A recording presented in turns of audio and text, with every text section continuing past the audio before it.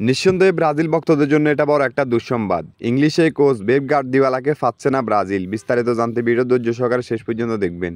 বেশ কিছুদিন ধরে সোশ্যাল মিডিয়াতে গুঞ্জন উঠতেছে ব্রাজিল পরবর্তী কোচ হচ্ছেন পেপ গার্দিওলা। তবে সেটাকে উড়িয়ে দিয়েছেন এবার ব্রাজিল ফুটবল সিবিএফ এর সভাপতি জেসুসের সাথে ব্রাজিলের সময়টা যাচ্ছে না ভালো। দেখতে দেখতে তার সময়টাও ফুরিয়ে এসেছে।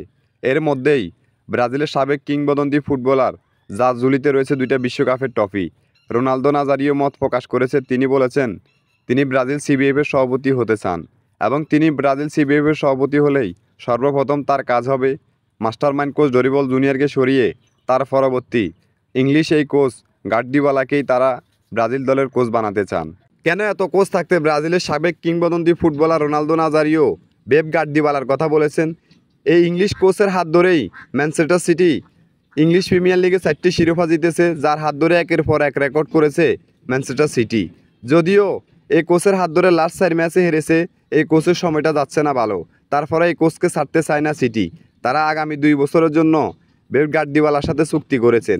ইংলিশ এই কোচ পেপ গার্দিওলাকে ব্রাজিল দলের কোচ করতে না পেরে হতাশ ব্রাজিলের সাবেক কিংবদন্তি ফুটবলার রোনালদো নাজারিও।